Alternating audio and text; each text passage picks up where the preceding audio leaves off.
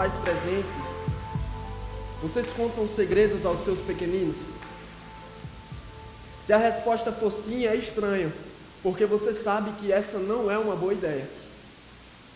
Alguns especialistas dizem que um segredo, por mais simples que seja, é algo pesado para uma criança, no sentido de que ela não consegue lidar bem com isso. Acredito, inclusive, que alguns pequeninos entendem que às vezes os segredos podem ser perigosos. Por isso, adultos também têm problemas com segredos.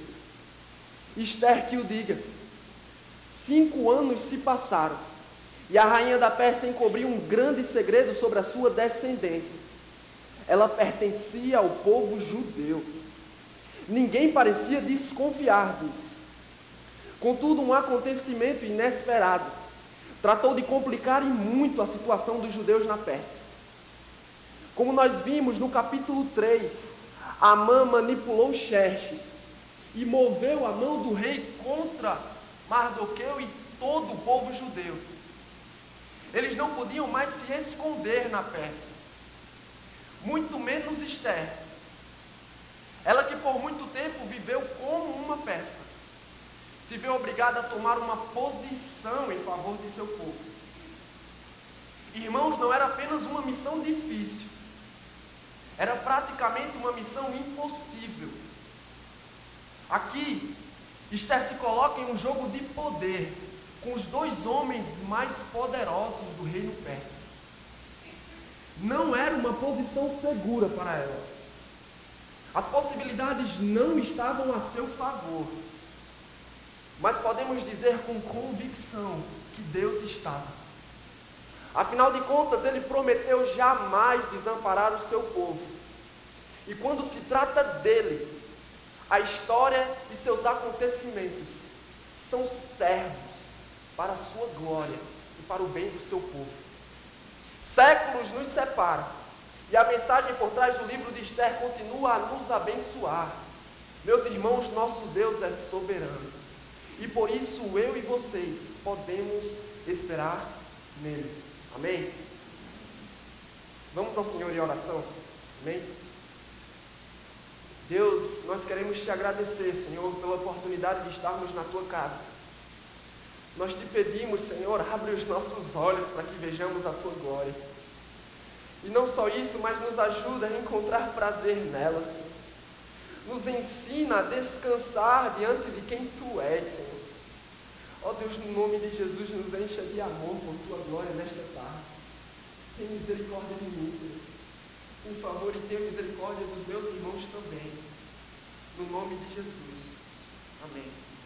Irmãos, por hora eu queria ler apenas o verso de número 2 do texto. Por favor, me acompanhe. Esther capítulo 7, versículo de número 2. Diz o seguinte: E enquanto estavam bebendo vinho, no segundo dia, o rei perguntou de novo: Rainha Esther, qual é o seu pedido? Você será atendida. Qual o seu desejo? Mesmo que seja metade do reino, isso lhe será concedido. O autor sagrado aqui, no capítulo 7, nos conduz a um ponto alto da narrativa. O desfecho desta história toda, envolvendo Esther e o povo judeu, depende de como as coisas acontecem aqui. Existem 2 opções, irmãos. Ou tudo dá certo para Esther, ou ela e os judeus estariam em maus lençóis.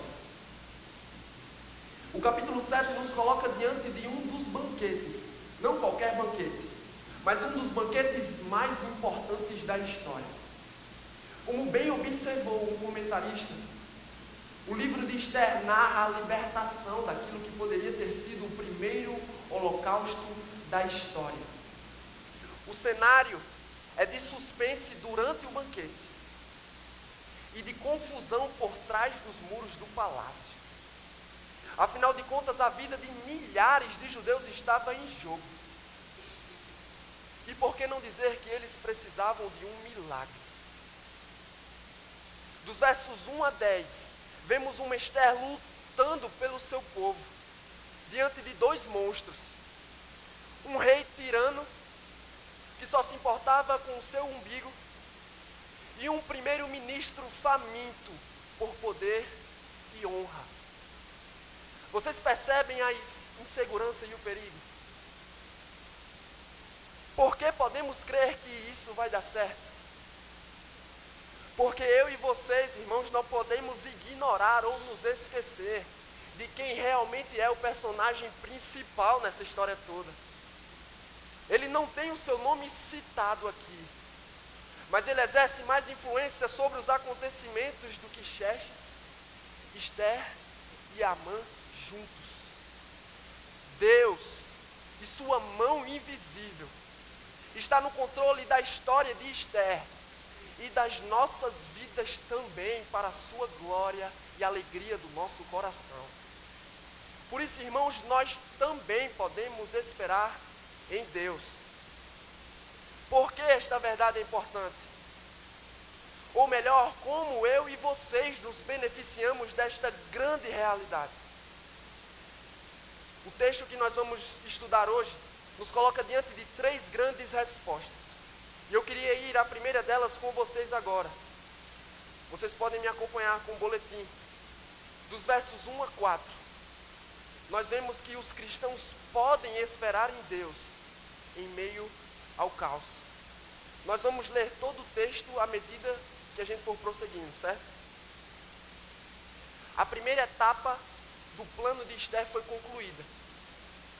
O rei e Amã compareceram ao segundo dia do banquete, como nós vemos no versículo de número 1. Esse era um bom sinal para ela.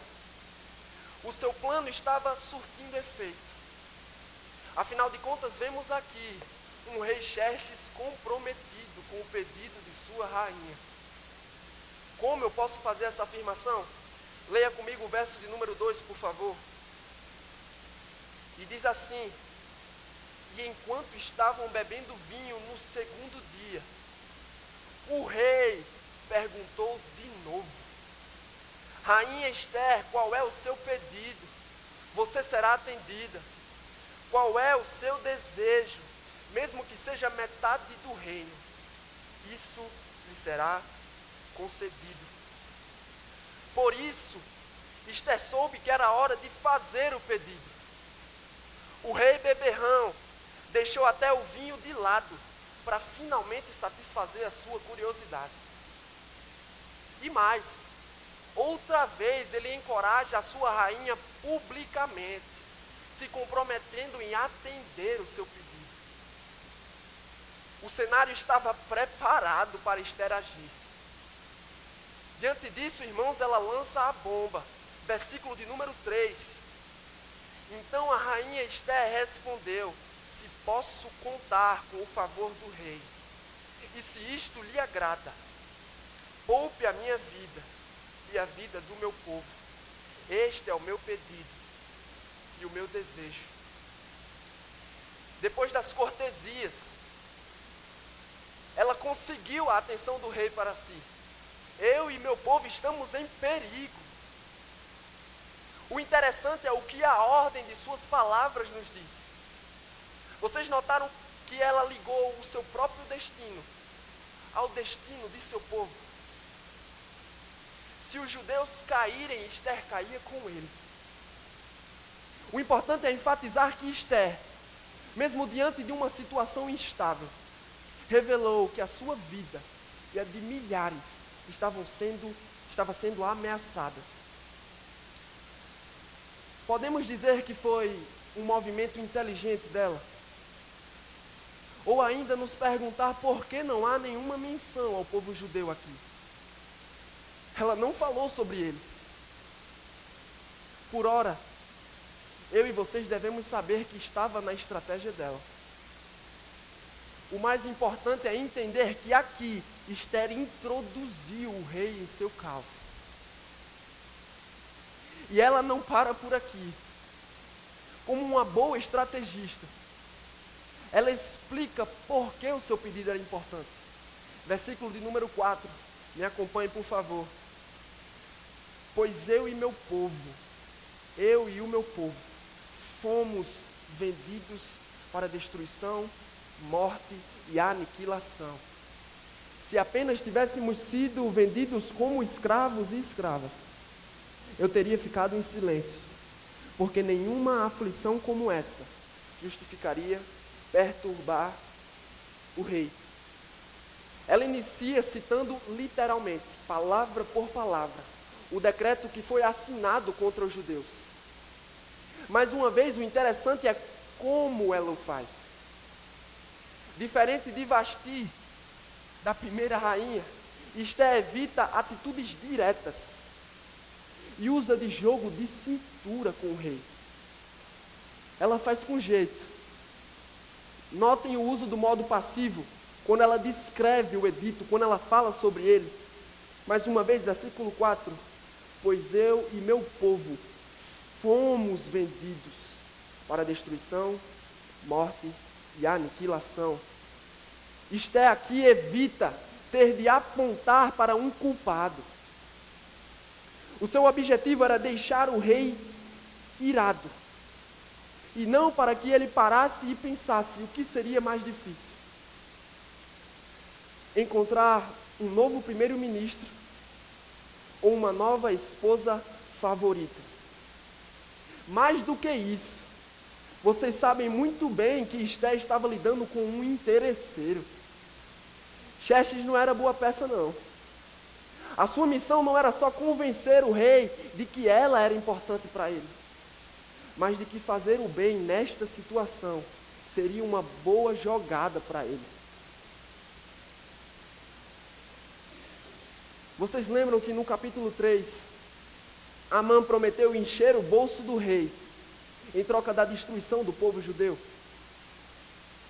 Então, para o seu plano dar certo, a rainha precisava convencer o rei do benefício para ele.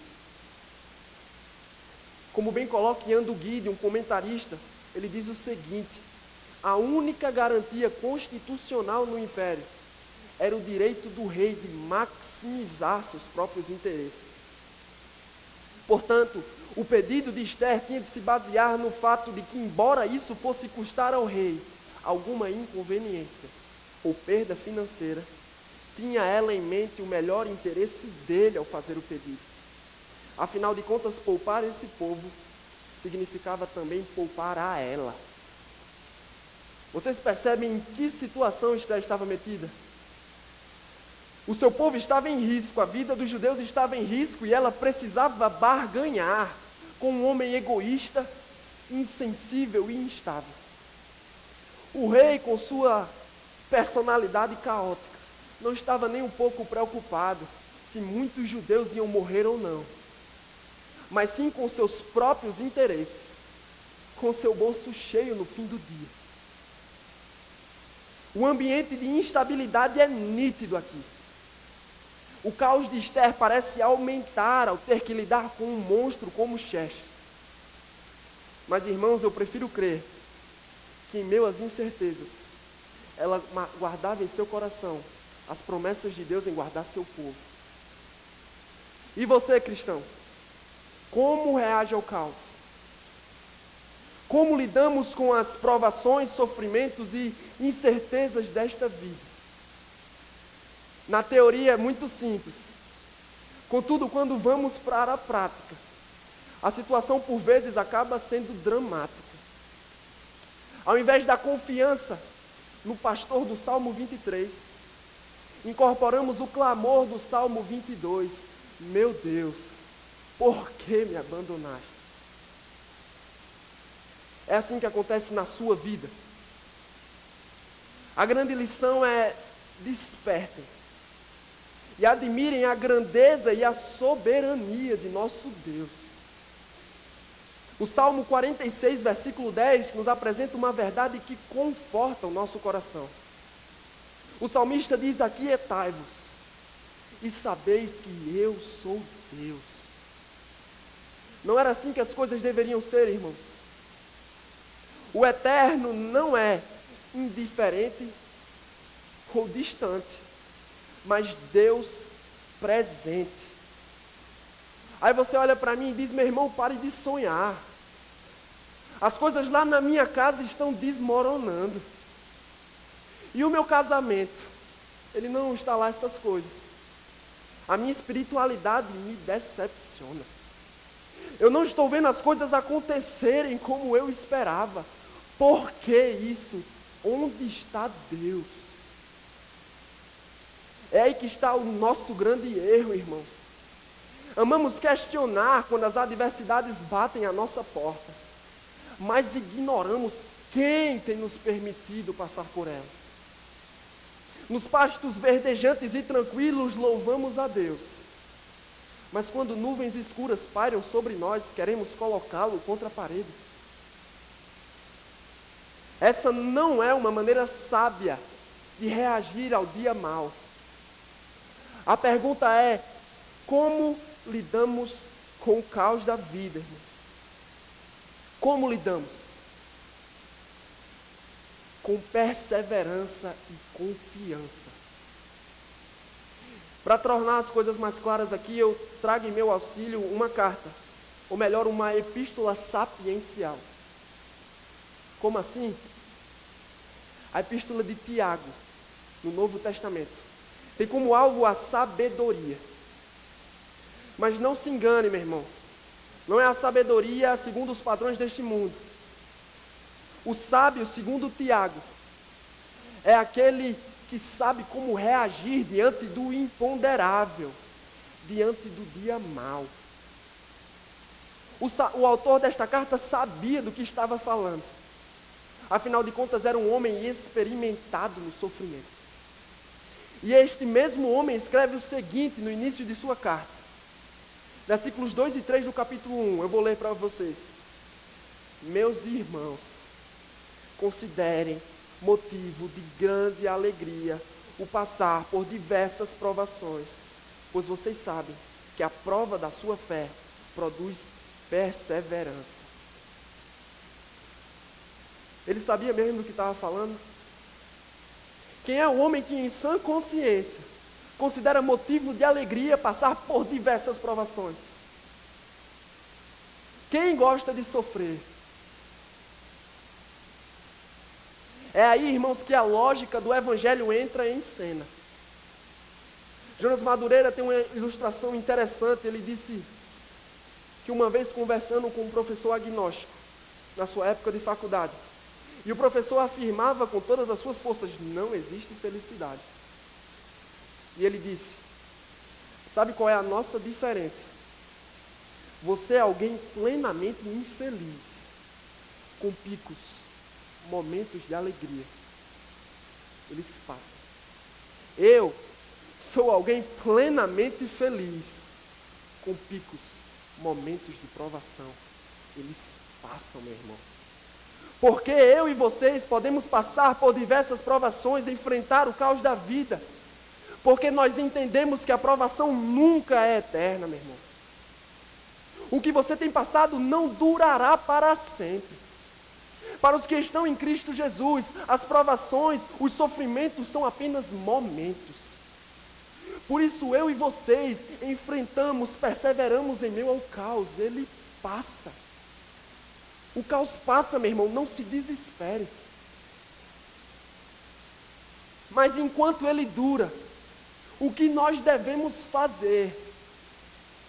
Talvez você não queira ouvir isso, talvez eu não vou ouvir nenhum amém, mas nós aprendemos a sofrer. Você está disposto a aprender a sofrer, meu irmão? Sofremos como Tiago sofreu. Sofremos como Jó. Sofremos como Cristo. Somos chamados a enfrentar o caos da vida, não tendo todos os motivos, mas sabendo que por trás do abismo que há diante de nós há um belo sorriso de alguém bem maior e que pensa mais além. Meus irmãos, Deus é soberano sobre os nossos sofrimentos e sobre o nosso caos também. De maneira prática, nós reagimos de joelhos. Você tem feito bom uso deles? Como eles estão? Porque se eles estiverem novinhos em folha, quer dizer que você não tem feito bom uso. Você tem investido mais tempo orando a Deus ou reclamando? O fato é que Muitos são mais como Amã, desesperados em receber, em serem abençoados, mas pouquíssimos a serem como Jó, dispostos a amaldiçoar a si mesmo, do que a abrir seus lábios contra Deus, em quem você confia, meu irmão. No século XVIII, Jonathan Edwards construiu um legado para a vida toda. O maior pregador de sua era teve uma grande mulher ao seu lado. Sarah Edwards, quando perdeu o seu marido, escreveu o seguinte a uma de suas filhas: minha filha querida, o que posso dizer? Um Deus santo e bondoso nos cobriu com uma nuvem escura. Ó, que possamos beijar o bordão que nos fere e colocar nossas mãos à boca. O Senhor fez isto. Ele me fez adorá-lo por sua bondade, por nos permitir que tivéssemos o seu Pai por tanto tempo. Mas meu Deus vive, e Ele tem meu coração. Estamos todos nas mãos dele. Ali estou e desejo estar. Em quem você confia, meu irmão? Em quem você confia? Os cristãos podem esperar em Deus. Vimos uma primeira resposta. Eu quero ir à segunda delas com vocês. De acordo com os versículos 5, 6 e 7, os cristãos podem esperar no Deus que intervém.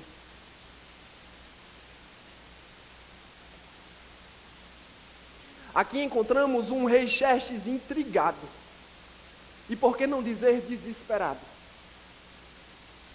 O argumento da rainha teve efeito e despertou o rei para o risco de perder a sua esposa favorita. Aqui, segundo alguns comentaristas, a capacidade dele de raciocinar diante da situação é substituída por uma fúria incontrolável. E essa era exatamente a intenção de Esther. Ela não queria que o rei parasse e pensasse, mas que agisse imediatamente em favor dela. E não é isso que acontece. O rei começa a agir a partir daqui. Versículo 5, me acompanhem por favor. Versículo 5, o rei Xerxes perguntou à rainha Esther: quem se atreveu a uma coisa dessas? Onde está ele? O fato é que Xerxes aqui está preocupado em achar um culpado e despejar sobre eles todo o seu furor, toda a sua ira. Afinal de contas, que tipo de marido ficaria parado ao saber que sua esposa foi ameaçada de morte? Ao ser perguntada sobre um culpado, Esther deu uma resposta inteligente, como observa um comentarista. Ele diz o seguinte: diante da pergunta, uma resposta tentadora para Esther poderia ter sido dizer ao rei o que o profeta Natan disse quando do confronto com Davi: tu és o homem. Afinal de contas, nada disso teria acontecido sem a cumplicidade do rei. Mas esse não era o objetivo do discurso dela. Em vez disso, ela direciona a ira do rei para o homem por trás do edito. Versículo de número 6. O adversário e inimigo é Amã, esse perverso. Era arriscado demais, irmãos, acusar Xerxes. Tudo podia ir por água abaixo em questão de segundos. E é exatamente por isso que Amã estava lá, sentadinho. Charles Swindoll imagina que Amã deixou cair o copo de vinho de tão grande o susto que ele levou ao ouvir o seu nome. O texto nos confirma isso. Meus irmãos, vocês conseguem enxergar como Esther mexeu as peças astutamente? Que baita plano!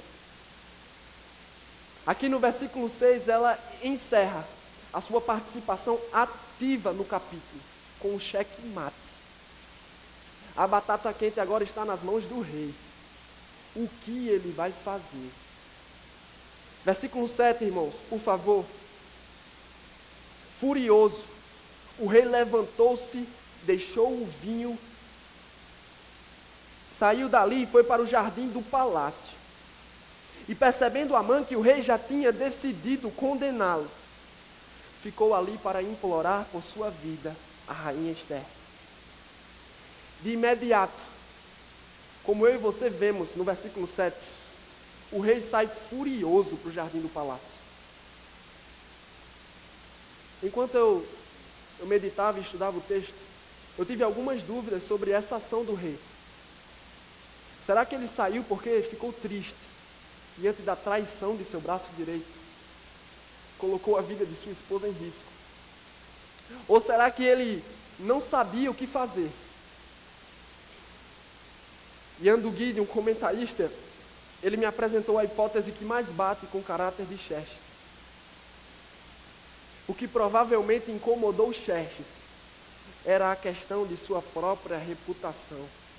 Novidade, né? O edito de Amã havia sido autorizado pelo rei. Como poderia ele agora, sem parecer fraco, punir Amã por promulgar um decreto que ele mesmo havia aprovado? Era um dilema complicado. O camarada saiu porque estava preocupado com ele mesmo. E quanto a Amã, o autor sagrado nos diz que ele ficou para implorar por sua vida à rainha Ester. Vocês veem a ironia aqui?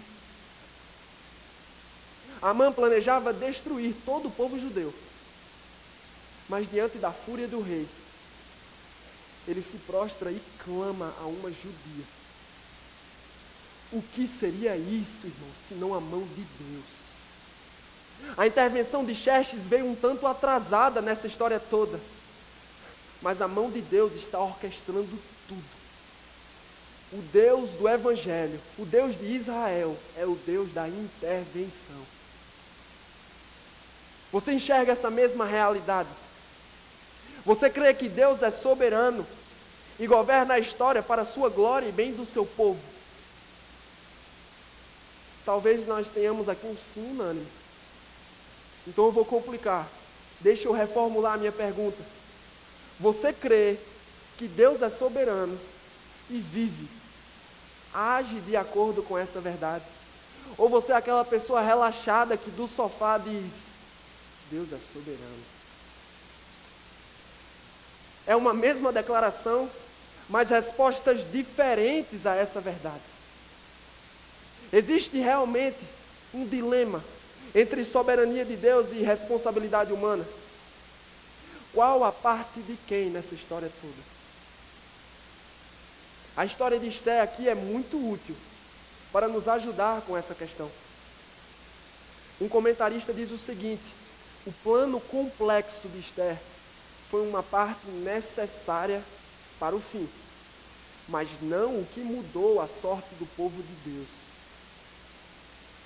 O autor sagrado nos revela que o ato soberano de Deus é a reviravolta, mas Deus trabalha por meio dos esforços fiéis do seu povo, tanto quanto por atos providenciais extraordinários. A verdade é que não devemos nos apegar a um possível dilema, mas sim a encontrarmos equilíbrio diante dessas verdades.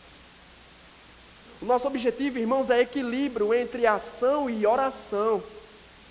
Equilíbrio entre realizar e descansar. Nós não fazemos tudo, nem ficamos sentados olhando Deus fazer, mas participamos com Ele da realização de seus propósitos.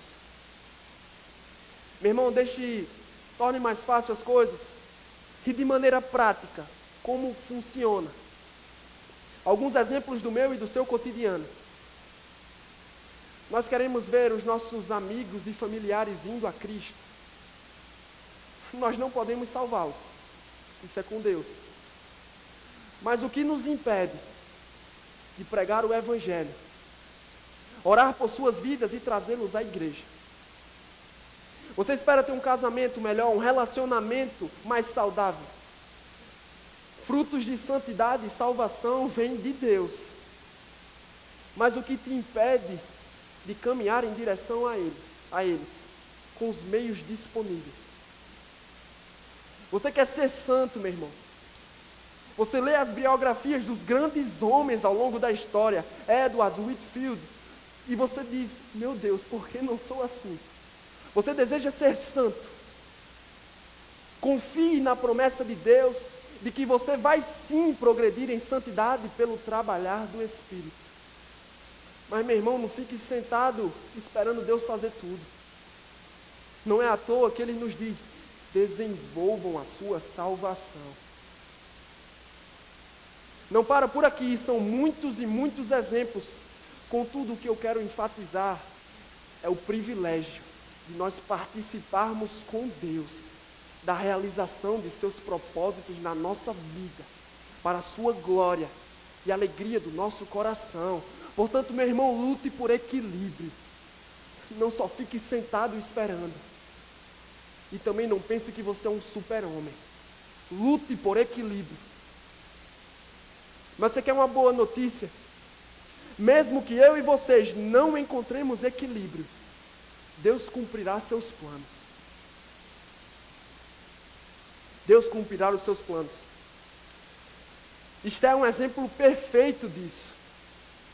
Eu pergunto a vocês, onde está o equilíbrio dela? Pelo que vemos no livro, ela não é um modelo de oração e dependência. Mas Deus escolheu livrar o povo através da atividade de Esther, independentemente de qualquer evidência explícita de dependência da parte dela. Esse não é um grande consolo, irmãos. Não uma desculpa para não fazermos nada, mas uma segurança na busca por equilíbrio. Afinal de contas, em relação àquilo que não podíamos fazer, Deus já resolveu para nós na pessoa de Cristo. Porque podemos encontrar segurança no Senhor, irmãos. Porque o Deus do Evangelho agiu em nosso favor na pessoa bendita de seu Filho. Eu e vocês estávamos em apuros. Tínhamos um terrível problema. O nosso coração estava completamente desequilibrado. Nós marchamos rebeldes contra Deus. Queríamos impor a adoração da criatura no lugar do Criador. Estávamos comprometidos com o nosso pecado, irmão. Como Deus responderia a pecadores, miseráveis que escarnecem de sua glória? Com ira santa e justa. As coisas não iam terminar bem para nós. Amargaríamos uma condenação eterna e merecida. Contudo, porém, entretanto, todavia, o Deus do Evangelho agiu em nosso favor. Ele nos enviou um meio para a salvação, Jesus Cristo.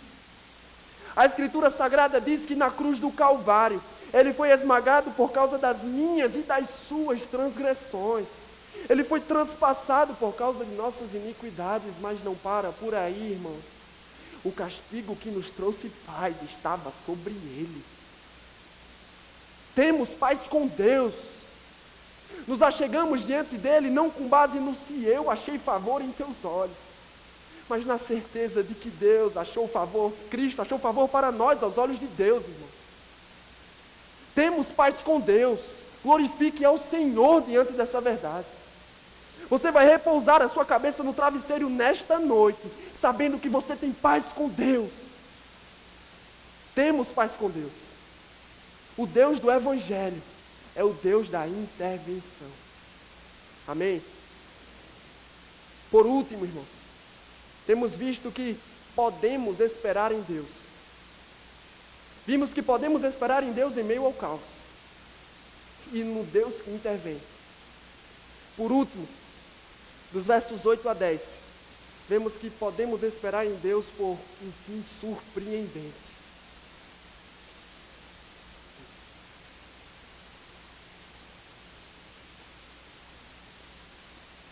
As coisas podem mudar e muito de um dia para o outro.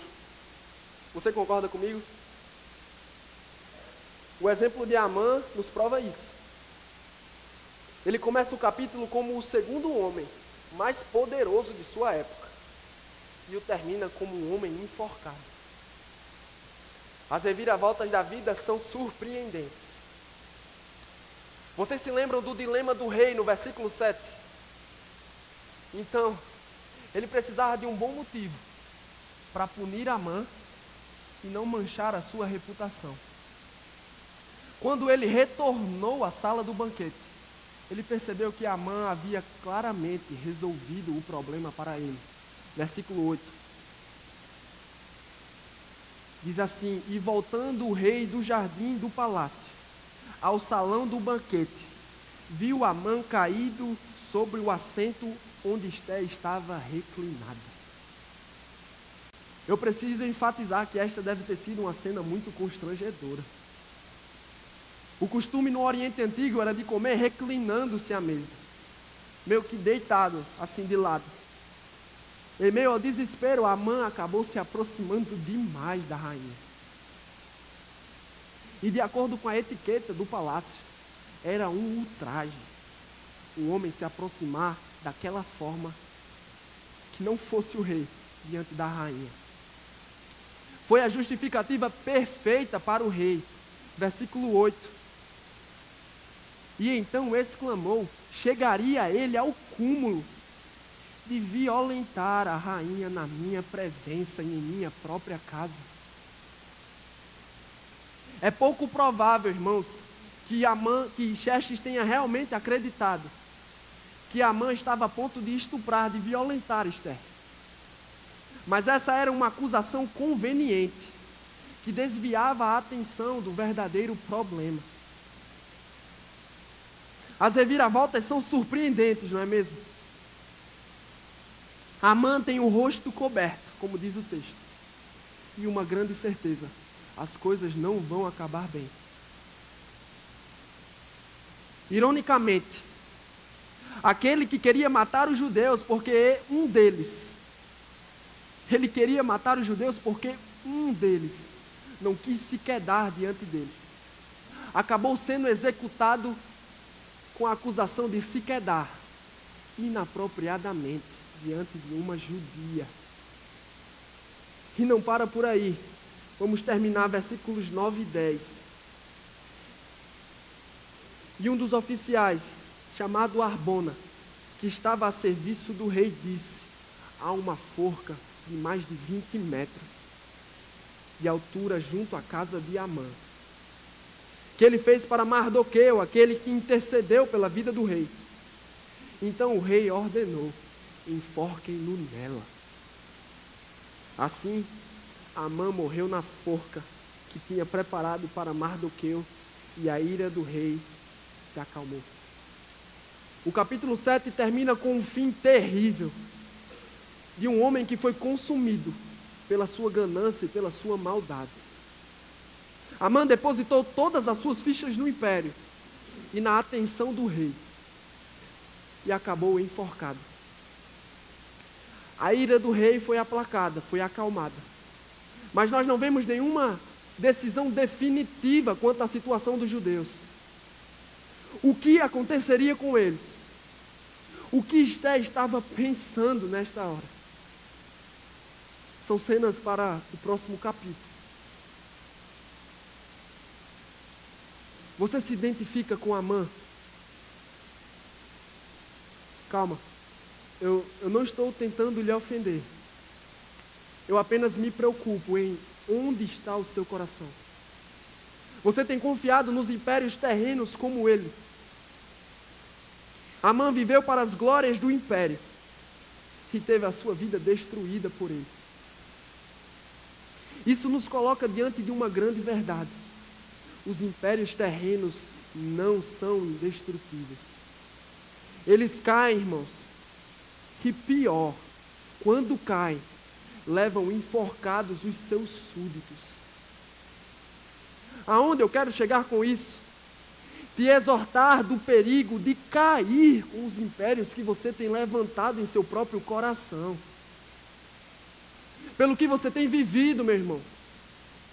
Aonde estão os seus olhos, minha irmã? Você tem construído a sua vida em torno da sua carreira profissional ou acadêmica. O seu casamento está num pedestal. Os seus filhos são a sua glória. Ou ainda, você tem se lançado desesperadamente como Amã, na busca por fama, poder e honra no reino dos homens. A grande pergunta é: você tem buscado significado para a sua vida nas coisas passageiras deste mundo? Se a sua resposta for sim, lembre-se, não há alegria duradoura e segurança eterna em nenhuma delas. O que fazemos então? Porque eu e vocês não damos ouvidos àquele que é a certeza de um fim seguro. Jesus Cristo, no maior sermão da história, disse o seguinte: não acumulem para vocês tesouros na terra, onde a traça e a ferrugem destroem, e onde os ladrões arrombam e furtam. Mas acumulem para vocês tesouro nos céus, onde a traça e a ferrugem não destroem, e onde os ladrões não arrombam nem furtam. Pois onde estiver o seu tesouro, aí também estará o seu coração. Não é seguro, irmãos, depositar o nosso coração nas coisas passageiras deste mundo. Por isso eu suplico, não permitam que nada deste lado do céu possua a sua alma. O que nós fazemos então se os muros dos impérios que levantamos não são seguros? Nós temos esperança. Diferente de Amã, nós confiamos nas promessas de Deus. No livro do profeta Daniel, o mesmo tem uma visão que nos faz ferver o coração e nos enche de esperança. No capítulo 7, após prever a queda de grandes impérios terrenos, nos deparamos com os versos 13 e 14, que dizem o seguinte: em minha visão à noite, vi alguém semelhante a um filho de homem, vindo com as nuvens dos céus. Ele se aproximou do ancião e foi conduzido à sua presença. Ele recebeu autoridade, glória e o reino. Todos os povos, nações e homens, de todas as línguas o adoraram. Seu domínio é um domínio eterno, e seu reino jamais será destruído. Quem é esse, irmão, senão Jesus Cristo, o Filho de Deus? Quem está mais apto do que ele, para triunfar sobre tudo e segurar o cetro do universo? Meus irmãos, vocês querem um motivo para ter esperança? Jesus Cristo está voltando, e quando Ele chegar, colocará todas as coisas em ordem. Afinal de contas, este mundo está uma bagunça. Milhares de vidas são ceifadas nas guerras do Oriente Médio. Irmãos nossos são perseguidos, torturados e mortos ao redor do mundo. O Brasil está mergulhado em corrupção e violência. E não são só as guerras de fora que nos causam problemas, mas as guerras de dentro também. Todos os dias, eu e vocês lutamos contra a influência do pecado nas nossas vidas. Não é fácil. As guerras de fora e de dentro não nos dão trégua. Mas, meu irmão, não se desespere. Jesus Cristo está voltando. Quando Ele chegar, colocará ordem no caos para sempre. Se por um lado não há necessidade para desespero, que tenhamos expectativas santas. Nós fazemos como Jonathan Edwards: grava a eternidade nos meus olhos, Senhor. Grava a eternidade. Por causa de Cristo, eu e vocês temos uma cidadania celestial. Você medita sobre isso. Essa verdade influencia a sua vida. Não fomos feitos para conquistar as coisas no reino dos homens, mas para o reino celestial. Os impérios terrenos caem, irmãos. O reino celestial é eterno. O nosso rei não é como Xerxes. Ele não é um tirano cruel. Ele não é egoísta. Ele é doce como um cordeiro e poderoso como um grande leão. Ele não é ambicioso, orgulhoso, insensível. Antes de receber a coroa do universo e se assentar no seu trono de glória, ele recebeu uma coroa de espinhos e foi levantado em um madeiro por amor de nós. Porque podemos ter certeza de um fim seguro, irmãos?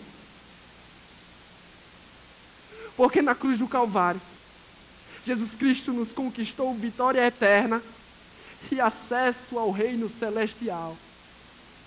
Eu e vocês, irmãos, com todos os nossos percalços, com todos os nossos pecados, com todas as nossas falhas, chegaremos até o fim.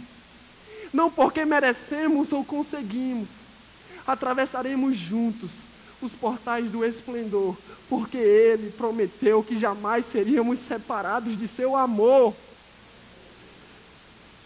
Durma tranquilo hoje, meu irmão. Eu e vocês, um dia, atravessaremos os portais do esplendor e encontraremos descanso com Ele eternamente. Glória a Deus por isso. Você já teve problemas com segredos? Eu já perdi as contas de quantas vezes já aconteceu comigo. Esther aqui fez revelações importantes, mas nem tudo aconteceu como esperávamos. O que será que acontecerá com os judeus? Eles estariam em apuros, apesar da morte de Amã. Nós não temos todas essas respostas. Mas cá entre nós precisamos realmente nos preocupar. O suspense deixado pelo autor é ofuscado por um detalhe, um grande detalhe. Quando foi que Deus desamparou o seu povo? Deus jamais abandonou, não abandona e jamais abandonará o seu povo. Essa verdade também nos abençoa, irmãos. Ele está conosco nos pastos verdejantes e tranquilos, mas também se faz presente nos momentos obscuros e incertos. O nosso Deus é Deus presente. Portanto, como disse Charles Spurgeon, que a soberania de Deus seja o travesseiro onde eu e vocês repousamos as nossas cabeças. Amém? Deus abençoe vocês.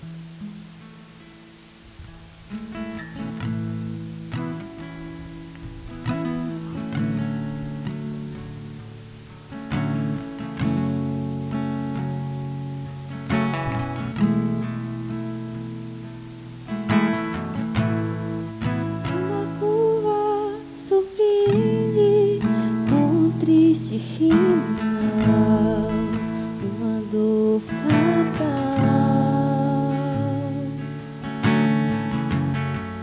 Quando o rio se encontra com a represa final, onde está o mar?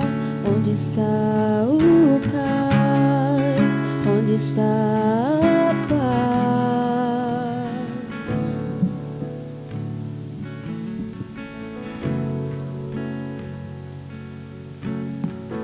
Senhor, nós te louvamos. Deus, como o Senhor é bom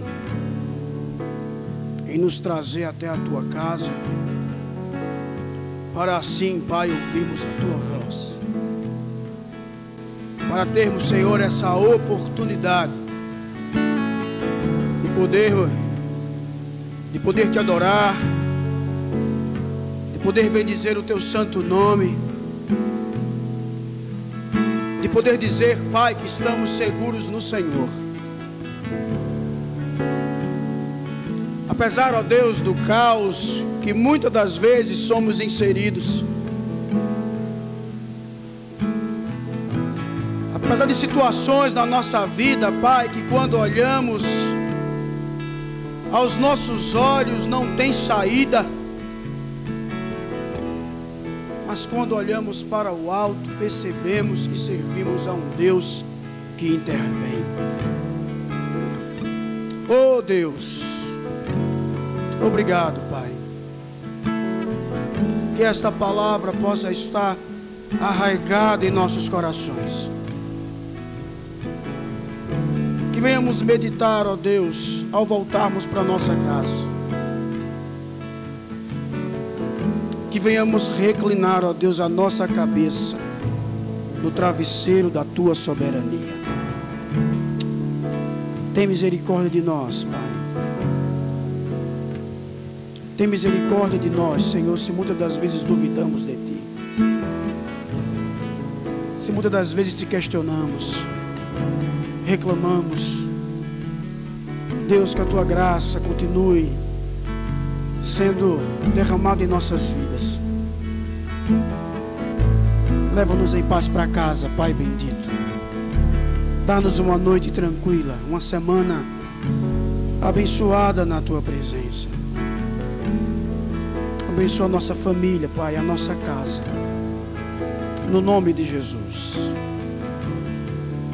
Livra-nos do mal, Senhor, das tentações, sejam elas vindas do mundo, da carne ou do diabo.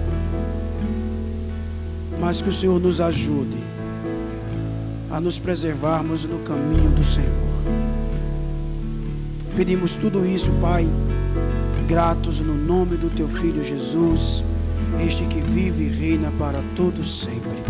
E que o amor de Deus, o nosso Pai, a graça do nosso Senhor e Salvador Jesus Cristo, que o poder e as consolações do Espírito Santo estejam com todos nós agora e para todos sempre.